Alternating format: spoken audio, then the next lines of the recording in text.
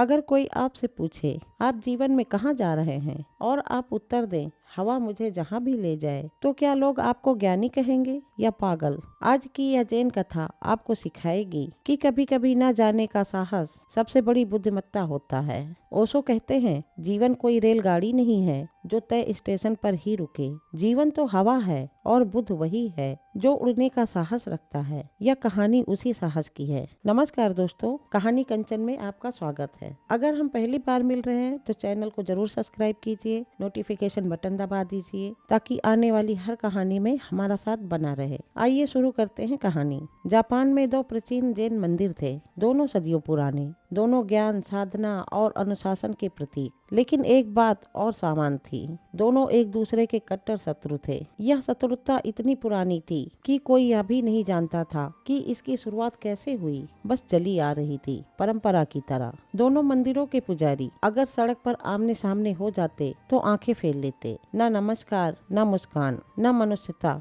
धर्म यहाँ था लेकिन करुणा गायब थी। पहले मंदिर का प्रधान पुजारी बहुत बड़ा विद्वान था। उसने शास्त्र रटे नहीं थे, उसे याद थे। तर्क, परिभाषा, सिद्धांत सब उसकी मुट्ठी में थे। लेकिन जितना ज्ञान बड़ा था उतना ही उसका अहंकार भी। उसे यह असहनीय लगने लगा कि दूसरा मंदिर बिना शास्त्रों के भी लोगों को आकर्षित कर रहा है। उसने मन में सोचा, यह कैसे हो सकता है? ज्ञान मेरे पास है और शांति उसके पास। उसने अपने सबसे तेज शिष्य को बुलाया। शिष्य बुद्धिमान था पर भीतर से बेचैन। वह गुरु से आगे निकलना चाहता था। गुरु ने कहा, तुम जाओ और उस मंदिर के शिष्य से शास्त्रार्थ करो, उसे दिखा दो कि असली जैन क्या होता है। शिष्य के चेहरे पर आत्मविश्वास की मुस्कान आ गई। उसे लगा यह तो आसान जीत है। अगले दिन वह दूसरे मंदिर पहुंचा। वहां उसने देखा एक युवक जैन भिक्षुक पीपल के पेड़ के नीचे बैठा है। न कोई पुस्तक, न कोई मुद्रा, बस शांति। शिष्य ने पूछा, तुम कहाँ जा रहे हो? जैन भिक्षुक ने जैसे सवाल सुना ही नहीं, फिर मुस्कुराया और बोला,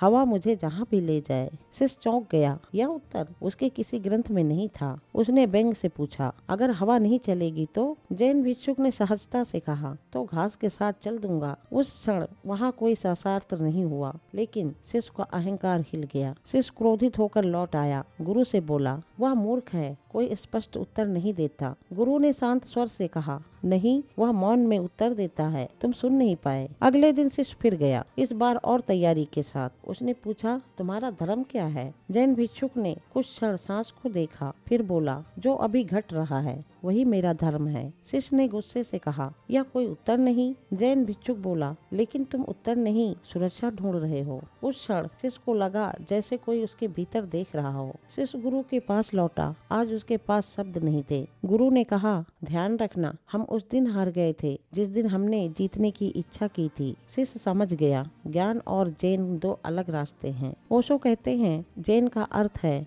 निरंतर छोड़ देना। जो जीवन पर भरोसा करता है वही मुक्त होता है। हवा के साथ चलना कमजोरी नहीं, परम साहस है। आज थोड़ी देर रुकिए, कुछ तय मत कीजिए, बस देखें जीवन आपको कहाँ ले जाना चाहता है।